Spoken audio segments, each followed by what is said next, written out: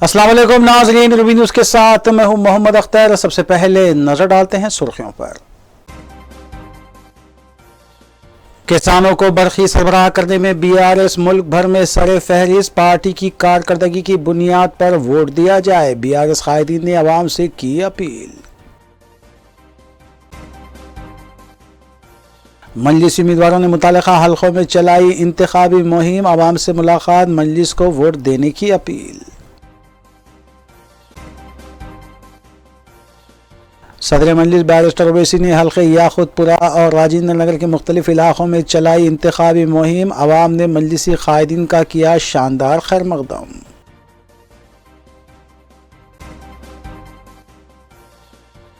बाजारघाट में आतिशज़दगी हादसा, 9 अफराद जाँ बहक, हुकूमत ने 5 लाख रुपये एक्स ग्रेशिया का किया ऐलान, रियासती वजीर KTR ने मुतासरा मकाम का किया दौरा।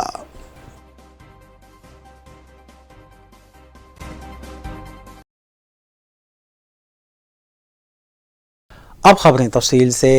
सदर बीआरएस और वज़ीर आला के चंद्रशेखर राव ने मुत्तहिदा वरंगल के अलावा दीगर अजला में मुनक़िदा प्रजा आशीर्वाद जलसे आम से खिताब करते हुए कांग्रेस और बीजेपी पर शदीद तनक़ीद की।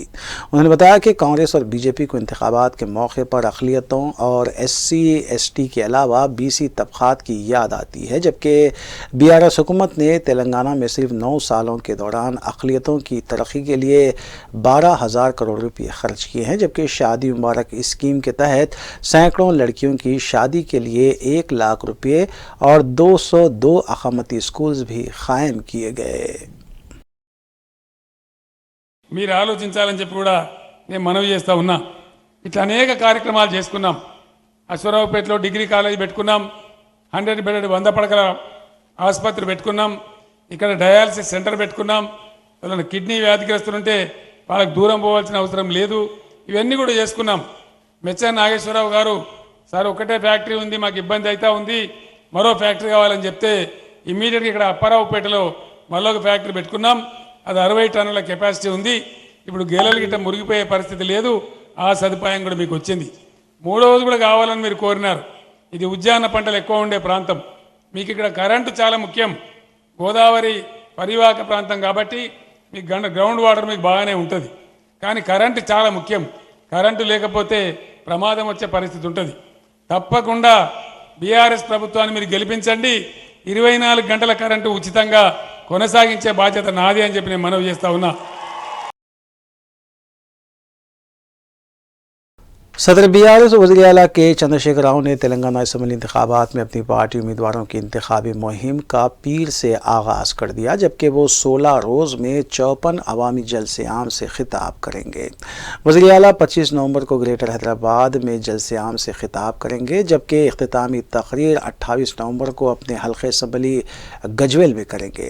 सदर बीआरएस और वज़ीर आला के चंद्रशेखर राव 14 नवंबर को नागार्जुना सागर, 15 को बोधन एल्लारेड्डी, 16 नवंबर को निज़ामाबाद अर्बन में, 17 नवंबर को करीमनगर हुजूराबाद में, 18 को जनगांव, 19 को नागर कर्नूल, 20 को स्टेशन घनपुर, 22 को तांडूर परगी, 23 को महेश्वरम पटनचेरू, 24 को मंचरियाल, 25 को हैदराबाद में, 26 को खानापुर, 27 को शादनगर और 28 नवंबर को वो गजवेल में खिताब करेंगे।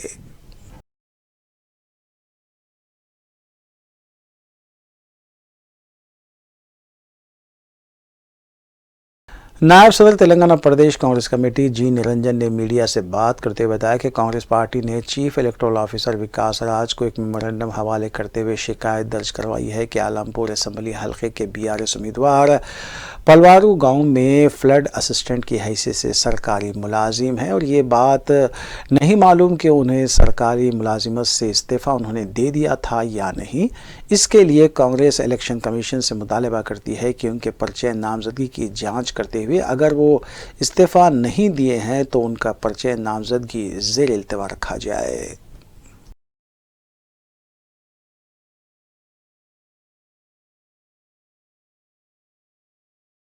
कुल हिंद मजलिस इत्तेहाद मुस्लिमीन के उम्मीदवारों की जानिब से इंतखाबी मुहिम का सिलसिला जारी है। सिलसिले के तहत उम्मीदवारों ने मुतालिका हल्के की आवाम से मुलाकात की और उनसे अपील की कि वो मजलिस को वोट दें। सदर मजलिस बैरिस्टर असदुद्दीन ओवैसी ने हल्के याकूतपुरे के मुख्तलिफ डिवीजन्स का दौरा करते हुए मजलिसी उम्मीदवार को कामयाब बनाने की अपील की। कई मुकामात पर बैरिस्टर ओवैसी का शानदार खैर मकदम किया गया।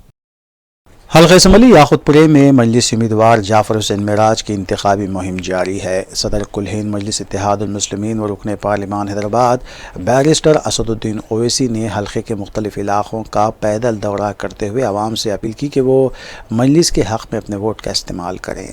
वाज़ेह है कि पिछले कई दिन से हल्के असम्बली याकूतपुरे के मुख्तलिफ इलाक़ों में उम्मीदवार जाफर हुसैन मेराज ने अपनी इंतखाबी मुहिम चलाई है। उन्होंने भी मुख्तलिफ इलाक़ों का दौरा करते हुए आवाम से मुलाकात की और उनसे अपील की कि वो मजलिस के हक़ में अपने वोट का इस्तेमाल करें। इस मौके पर मजलिसी कॉरपोरेटर्स और सरगर्म मजलिसी कारकुनों की कसीर तादाद भी मौजूद थी।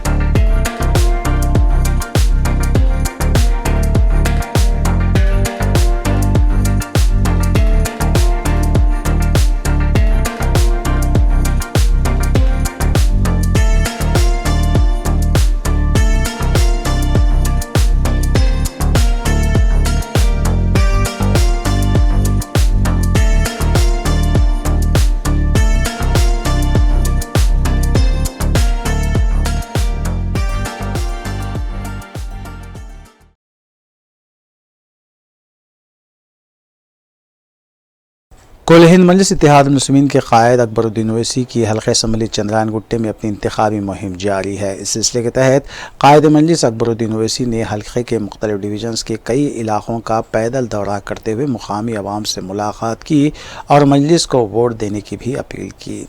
इस मौके पर उनके हमरा उनके फर्जंद नूरुद्दीन ओवैसी मजलिसी डिवीज़न कॉरपोरेटर के अलावा सरगर्म मजलिसी कारकुनान भी मौजूद थे, जबकि अवाम ने जगह जगह कायद मजलिस अकबरुद्दीन ओवैसी का खैर मकदम किया।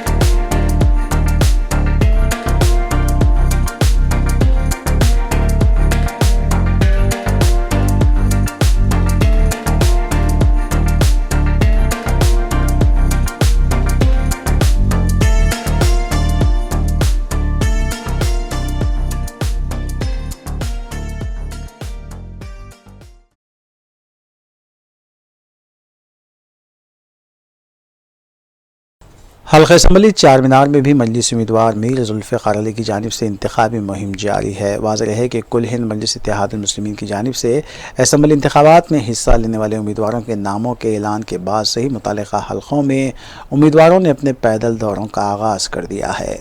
इस सिलसिले के तहत हल्का असम्बली चार मीनार के मुख्तलिफ इलाक़ों में मजलिसी उम्मीदवार मीर जुल्फ़िकार अली ने इंतखाबी मुहिम चलाई। मुख्तलिफ इलाक़ों का दौरा करते हुए उन्होंने आवाम से मुलाकात की, उनसे अपील की कि वो मजलिस के हक़ में अपने वोट का इस्तेमाल करें। इस मौके पर इंचार्ज हल्के चार मीनार मोहसिन बलाला के अलावा सरगर्म मजलिसी कारकुनों और मुहिब्बान मजलिस की कसीर तादाद भी मौजूद थी।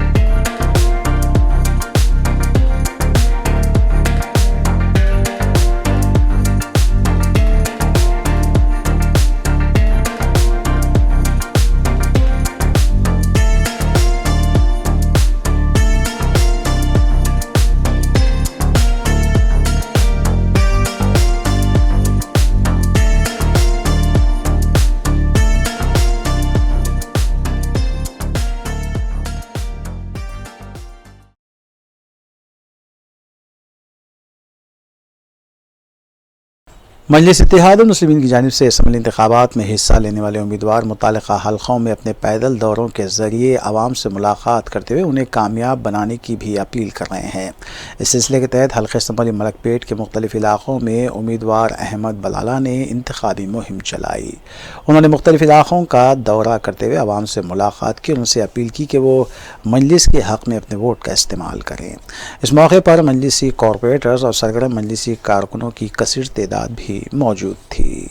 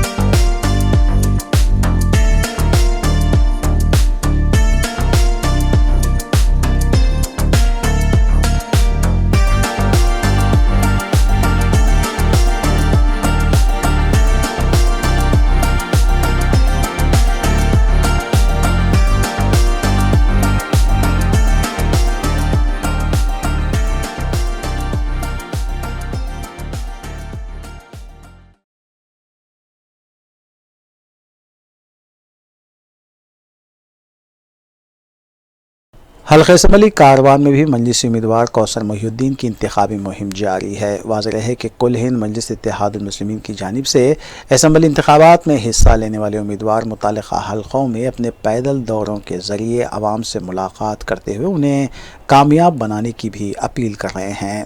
इस सिलसिले के तहत हल्के असम्बली कारवान के मुख्तलिफ इलाक़ों में उम्मीदवार कौसर मोहिउद्दीन ने इंतखाबी मुहिम चलाई।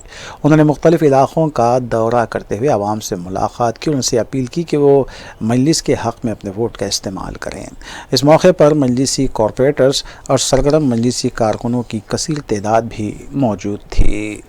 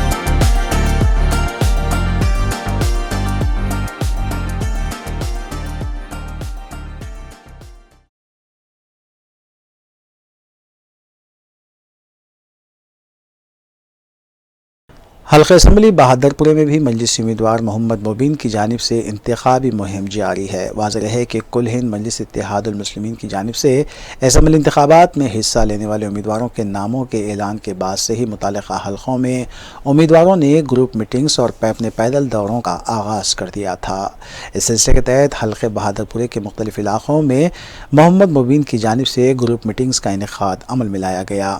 इस मौके पर मजलिसी डिवीज़न कॉरपोरेटर्स के अलावा सरगर्म मजलिसी कारकुनान भी मौजूद थे। मजलिसी कायदीन ने अवाम से अपील की कि वो मजलिस के हक़ में अपने वोट का इस्तेमाल करें।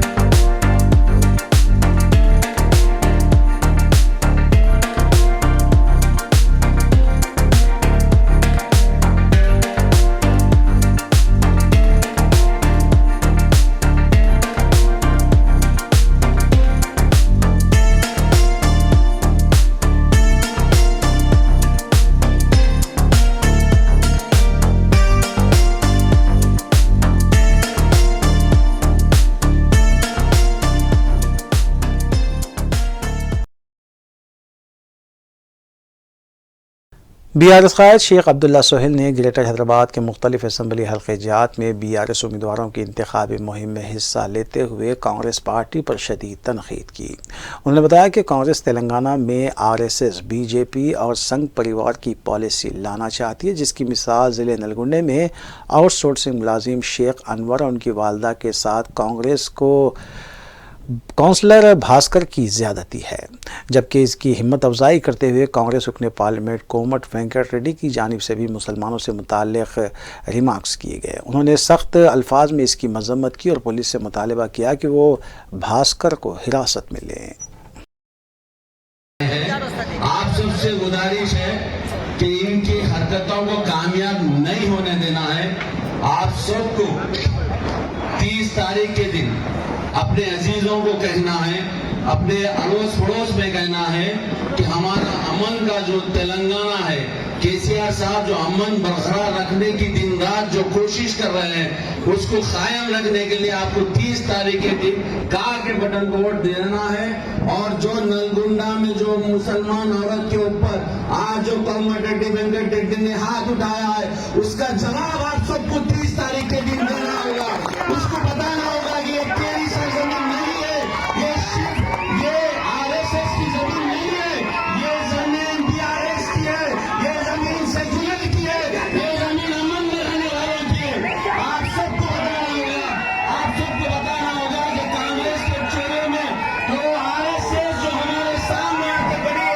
उसको बेनकाब करना होगा, उसको बताना होगा। बीआरएस में दूसरी पार्टियों के कायदीन की शमूलियत का सिलसिला जारी है। वाईएसआरसीपी के लीडर्स और ज़िले कोऑर्डिनेटर्स के अलावा जी रामचंद्र राव ने हरीश राव की मौजूदगी में बीआरएस पार्टी में शमूलियत इख्तियार की। इस मौके पर हरीश राव ने पार्टी में शामिल होने वालों का खैर मकदम किया और उन्होंने कहा कि केसीआर वो वाहिद अजीम लीडर हैं जिन्होंने नशे व फराज का सामना करते हुए तेलंगाना के हुसूल को यकीनी बनाया। तश्कील तेलंगाना से पहले ये कहा गया था कि रियासत में अंधेरा छा जाएगा, लेकिन रियासत आज केसीआर की क़यादत में मुल्क भर में मिसाली है। उन्होंने ये भी कहा कि शर्मिला वो लीडर हैं जिन्होंने अपने वालिद की भी तौहीन की। हरीश राव ने कहा कि कर्नाटक में किसान सड़क पर आ गए और अगर यहाँ भी कांग्रेस आएगी तो किसानों को सिर्फ 3 घंटे बरखी सरबराह की जाएगी। उन्होंने ये भी कहा कि रेवंत रेड्डी को तेलंगाना की आवाम सबक सिखाएंगे। वज़ीर आला केसीआर ने तेलंगाना को अन्नापूर्णा में बदल दिया है। हरीश राव ने कहा कि कांग्रेस पार्टी के पास 50 नशिस्तों से ज़्यादा कोई उम्मीदवार नहीं है।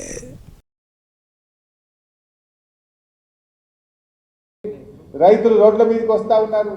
యువశక్తి ప్రారంభమే కాలేదు, మహిళా స్కీమ్ సగం కూడా అమలు కాలేదు. అన్ని బయటకు వచ్చినాక ఇప్పుడు ఏమంటుండ్రు రేవంత్ రెడ్డి గారు? నాలుక కలుసుకున్నారు. అరే ఆగమైపోయినాం రా అనుకున్నారు. 24 గంటలు ఇచ్చే తెలంగాణలో 5 గంటల కరెంటు కర్ణాటకలో ఇస్తామంటే మరి నెత్తి నవ్వాలనా ఏడవాలనా? వీళ్ళ అజ్ఞానానికి ఇలా ఏమనుకోవాలనో ఇలా ప్రజలు ఆలోచిస్తూ ఉన్నారు. ఎందుకంటే 24 గంటల కరెంట్ ఇచ్చే కేసీఆర్ దగ్గర ఈ తెలంగాణ గడ్డ మీద వచ్చి మేము 5 గంటల కరెంట్ ఇస్తున్నాం కర్ణాటకలో అంటే ఇంకెవడన్నా కాంగ్రెస్ పార్టీ ఓటేస్తాడా? ఇప్పుడేమైపోయింది? వాళ్ళకి అర్థమైంది, అరే కర్ణాటక మోడల్ ఫెయిలు, కర్ణాటక సంగతి తెలంగాణలో చెప్తే ఉండే 10 ఓట్లు కూడా బయటట్టు లేవురా అని ఇప్పుడు కొత్త రాగం అందుకున్నారు. నాలుక కలుసుకున్నారు. నేనేమంటుండు పిసిసి అధ్యక్షుడు, కర్ణాటక వేరే రాష్ట్రం బై, దానికి మనకేం సంబంధం? అదంతా వేరే, దానికే దీనికే అంటూ మరి నిన్నటి దాకా ఏమన్నారు? తెలంగాణలో కూడా కర్ణాటక తరహా పాలన చేస్తాం. కర్ణాటకలో 5 तेलंगाना में असम्बली इंतखाबात के लिए बीजेपी की इंतखाबी मुहिम जारी है। अंबरपेट हल्के में मरकजी वजीर जी किशन रेड्डी ने पीर के रोज़ पार्टी के उम्मीदवार कृष्णा यादव की हिमायत में मुहिम चलाई और घर घर जाकर उन्होंने आवाम से मुलाकात की और बीजेपी के हक में अपने वोट इस्तेमाल करने की अपील की।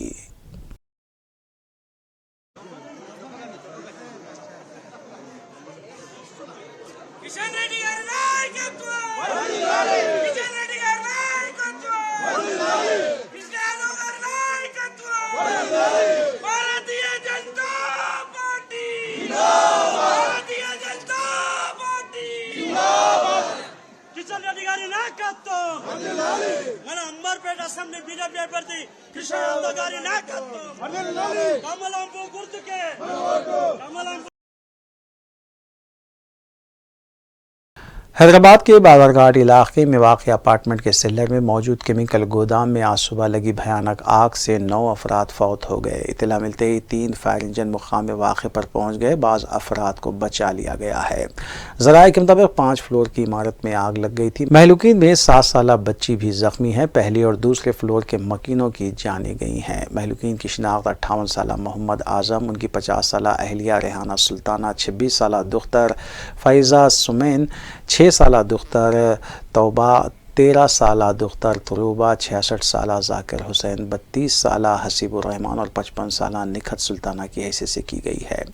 निखत सुल्ताना जाकिर हुसैन की अहलिया बताई गई हैं। इस वाक़े में आज़म नामी शख्स के 5 अफराद ख़ानदान भी फौत हुए हैं। इत्तला मिलते ही सदर मजलिस बैरिस्टर असुद्दीन ओवैसी ने हल्के नामपल्ली के मजलिसी उम्मीदवार माजिद हुसैन को मुकाम वाक़े पर रवाना किया, जिन्होंने बचाव और राहतकारी के कामों की निगरानी की। ज़ख्मियों को हॉस्पिटल मुंतकिली के लिए इक़दाम किए गए।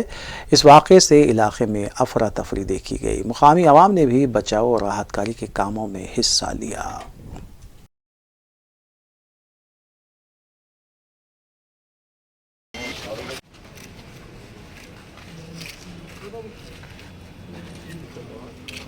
अरे फैमिली मेंबर्स आ रहे हैं।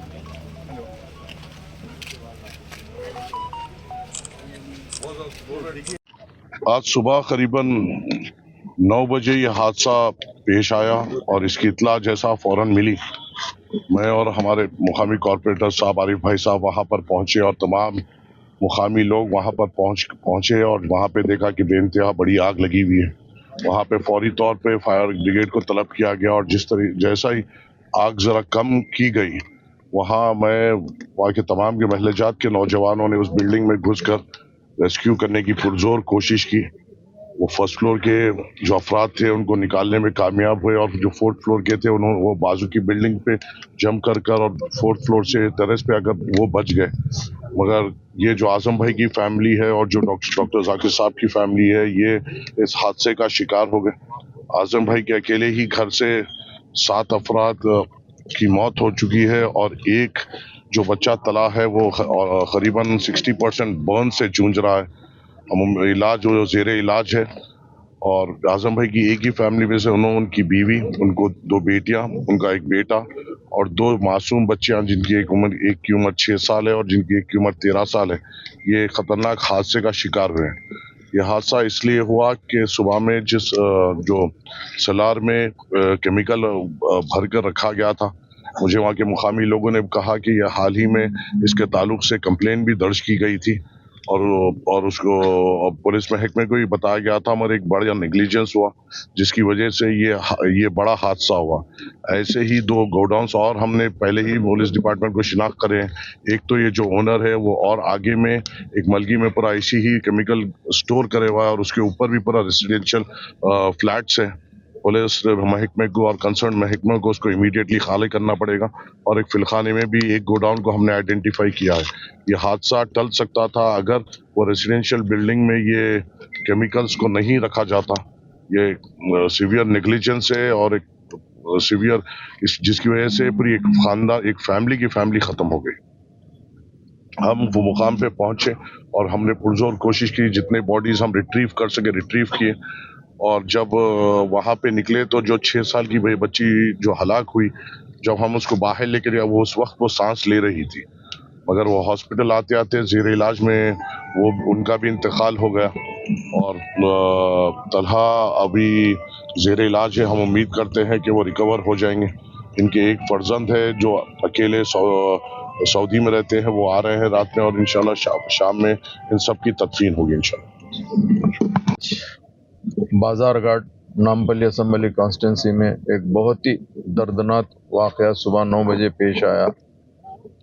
ऐसा दर्दनाक वाक़या है कि बयान करते हुए भी हम कह नहीं सकते। मेरी अपनी कॉन्स्टिट्यूंसी याकूतपुरे में बहैसियत कैंडिडेट में इलेक्शन कैंपेन में था। मेरे छोटे भाई जनाब माजिद हुसैन साहब जो नामपल्ली असम्बली कॉन्स्टिट्यूंसी के कैंडिडेट हैं, उन अपनी कैंपेन में थे। सुबह 9 बजे इत्तला में ये वाक़या पेश आया। 9:15 बजे माजिद हुसैन साहब कैंपेनिंग छोड़ के इमीडिएट स्पॉट पे रश किए तो देखते ये है कि बहुत ही ख़तरनाक आग लगी हुई है और लोग करीब जाने डर रहे थे। इमीडिएट फायर ब्रिगेड को, पुलिस को, सबको तलब करके उनको रेस्क्यू के लिए कोशिश की है। तो जिसमें ये पता चला कि सेलर के अंदर एक गोडाउन था केमिकल का, वो गोडाउन के अंदर आग लगने से टोटल 4 फ्लोर्स की बिल्डिंग थी। किसी तरह से फर्स्ट फ्लोर वालों को रेस्क्यू करके सेव कर लिया गया। सेकंड और थर्ड फ्लोर वालों ने इस हादसे का शिकार हो गए। फोर्थ फ्लोर पे जो थे वो लोग टेरेस पे चले गए, जिसके लिए अल्लाह सुब्हानहू व तआला उनकी जान बख्श दी, उनको हयात दे दिया। मगर जो सेकंड फ्लोर और थर्ड फ्लोर पे थे उसमें एक ही फैमिली के 7 मेंबर, एक फैमिली के 2 मेंबर का इंतकाल हो गया, जो बेइंतहा दर्दनाक ये वाक़या है और हम इसको बयान करना ही मुश्किल है। मगर चूँकि ये रहता है कि कोई ऐसी चीज़ होती है तो इमीडिएट हमको पहुंचना भी पड़ता और देखना भी पड़ता। उसी के सिलसिले में मैं और मोहम्मद माजिद हुसैन साहब, चूँकि माजिद हुसैन साहब इमीडिएट पहुंच गए थे, मैं दूर था, मेरी कॉन्स्टिट्यूंसी में मुझे थोड़ा सा इतला मिलते, मैं भी पर्सनल आया। अभी हम लोग मार्चरी में ठहरे हुए हैं, पोस्टमार्टम फटाफट करा रहे हैं। जो फैमिली का इंतकाल हुआ है उसमें मोहम्मद आज़म साहब, जिसकी उम्र 58 साल है, और उनकी अहलिया रेहाना सुल्ताना, जिसकी उम्र 50 साल है। ये दोनों मियाँ और बीवी थे। इनकी एक बेटी फ़ायज़ा समीन जो 26 साल उम्र है, और एक इनकी बेटी तोहरा फरहीन जिसकी उम्र 35 साल है। और ये तोहरा फरहीन के 2 बच्चियां हैं, महना फातिमा 6 साल की है और तुरबा 13 साल की बच्ची है। ये दोनों के अलावा जो आजम साहब है उनके साहिबजादे हसीबुर रहमान 32 साल उम्र है, ये पूरे 7 एक फैमिली के हैं। इसके अलावा मोहम्मद जाकिर हुसैन 66 साल, इनका इंतकाल हो गया। निखत सुल्ताना 55 साल जो जाकिर साहब की अहलिया, इनका इंतकाल हुआ। इनके अलावा जाकिर साहब का बेटा जलावा है, उसका ज़ेरे इलाज है। और ये तलहा बोल के जो लड़की जो तलहा आजम साहब के नवासे है, और ये भी बच्चे का इलाज चल रहा है। हम ख़ास तौर से जैसे ही इसकी इत्तला मिली, नक़ीब मिल्लत बैरिस्टर असदुद्दीन अवीसी साहब ने मुझे हिदायत दी और मोहम्मद माजिद हुसैन साहब तो स्पॉट पे पहुंच ही गए थे। हम लोग आए हैं, इंशाअल्लाह ताला हुकूमत से जब का जब मुतालबा करें। हुकूमत ने ऑलरेडी 5 लाख रुपए एक को ऐलान किया, मगर इनके लिए जो भी बेहतर होता, चूँकि पैसा कोई मुआवजा नहीं है। मैं पर्सनली ये फैमिली को जानता हूँ, क्योंकि मैं पिछले 9.5 साल से वहाँ का MLA हूँ। मेरा बहुत ही अच्छा इन लोग के साथ में राब्ता था। इन लोग मेरे पास में आना या मैं उनके पास में जाना, काफ़ी हम लोग क्लोज थे। मुझे बेइंतहा अफसोस हो रहा है, मैं भी उनके तमाम रिश्तेदार से, उनके भाइयों से मुलाकात किया हूँ आज़म साहब के। ये वाक़ई हम इसकी जितनी भी बात नामपल्ली बाजारघाट में आग लगने के वाक़े में एक 2 साला बच्ची और खातून को बाहिफाजत निकाल लिया गया, जिसका मंजर भी वीडियो में कैद हुआ है। कॉम्प्लेक्स के पास रखी हुई गाड़ियां भी इस वाक़े में आग लगने से खाकस्तर हो गई।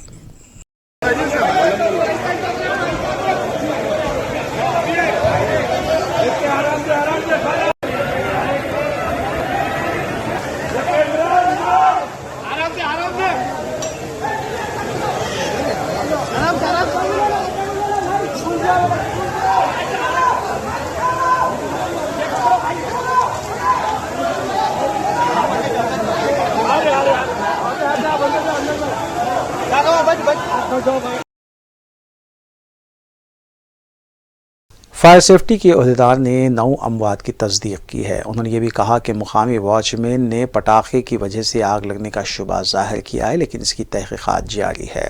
दूसरी जानिब additional commissioner police law and order Vikram Singh मान ने बताया कि सुबह 8:30 बजे आग लगने की इत्तला मिली थी और फायर इंजन के अलावा दीगर शोबेजात के लोग वक्त पर पहुँच गए। उन्होंने कहा कि सेलर में मोहल्लिक केमिकल्स के ड्रम्स रखे हुए थे और इसी वजह से आग फैल गई।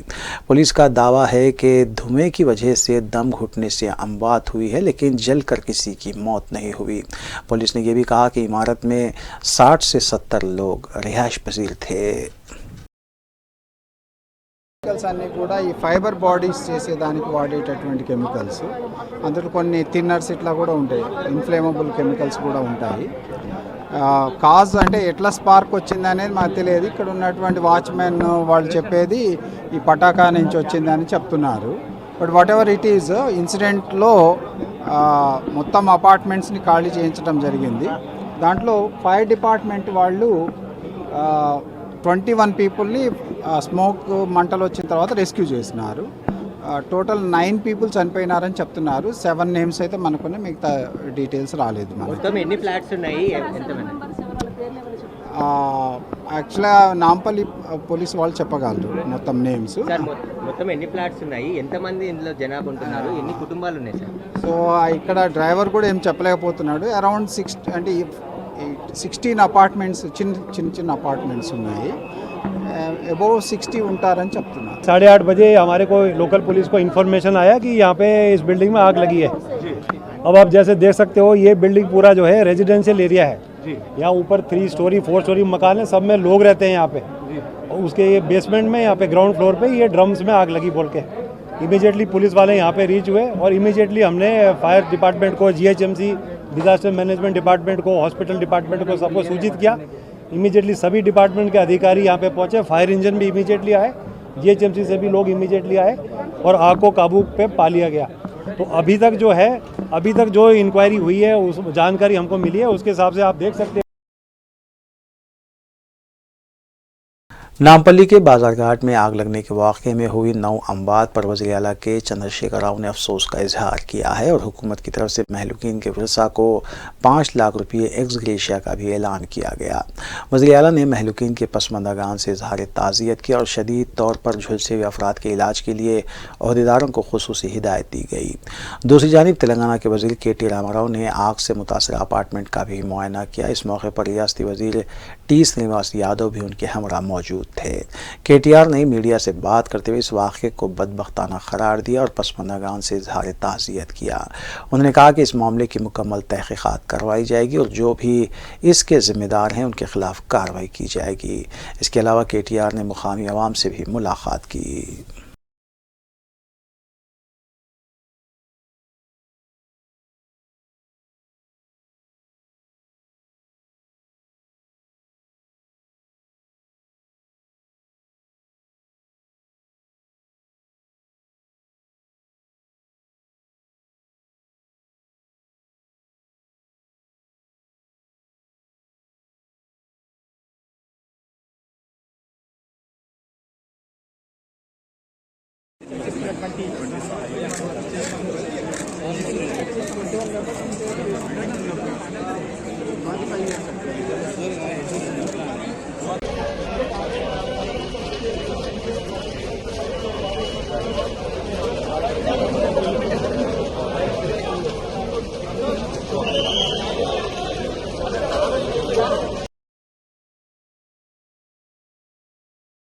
शालीबंडा इलाके में भी इलेक्ट्रॉनिक सामान के शोरूम में आग लगने का वाक़या पेश आया। तफसीलात के मुताबिक हफ्ते की रात दीपावली के मौके पर बजाज शोरूम में अचानक आग लग गई। देखते ही देखते आग ने शोरूम के एक बड़े हिस्से को अपनी लपेट में ले लिया। ये भी बताया गया है कि शोरूम के दूसरे फ्लोर में आग लग गई थी।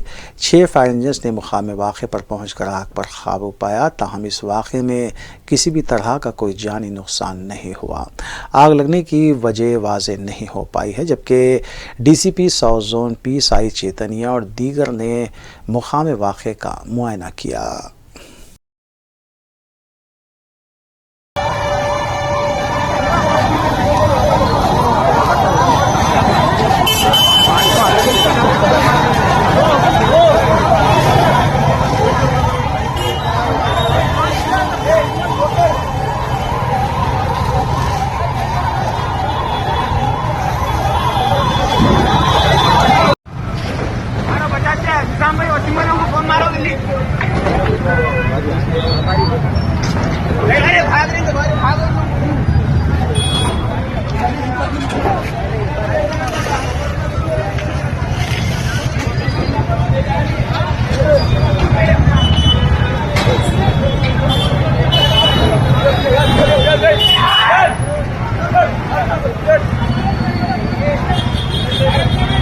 बजाज में आग लग गई भाई।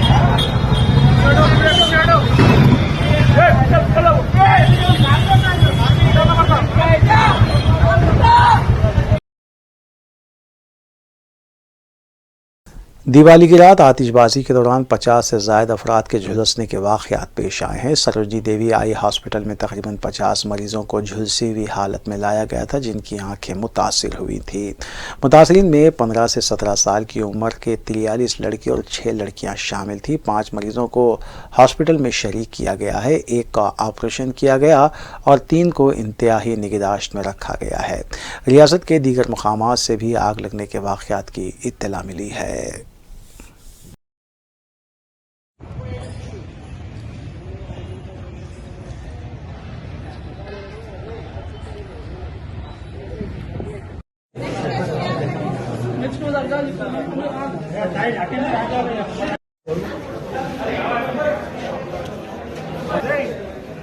पूरा अंदर फुट गया, खाली वो ठेका लग गया, बस निकाल दो।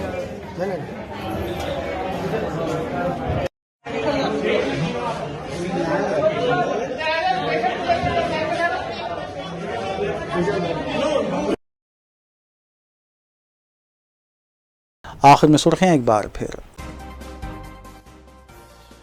किसानों को बरखी सरबराह करने में BRS मुल्क भर में सरे फहरिस्त, पार्टी की कारकर्दगी की बुनियाद पर वोट दिया जाए, BRS कायदीन ने अवाम से की अपील। मजलिसी उम्मीदवारों ने मुतालिका हलकों में चलाई इंतखाबी मुहिम, आवाम से मुलाकात, मजलिस को वोट देने की अपील। सदर मजलिस बैरिस्टर ओवैसी ने हल्के याकुतपुरा और राजेंद्र नगर के मुख्तलिफ इलाकों में चलाई इंतखाबी मुहिम, आवाम ने मजलिसी कायदीन का किया शानदार खैर मकदम।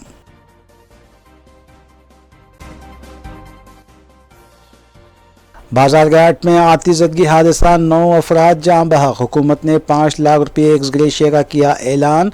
रियासती वजीर KTR ने मुतासरा मकाम का किया दौरा।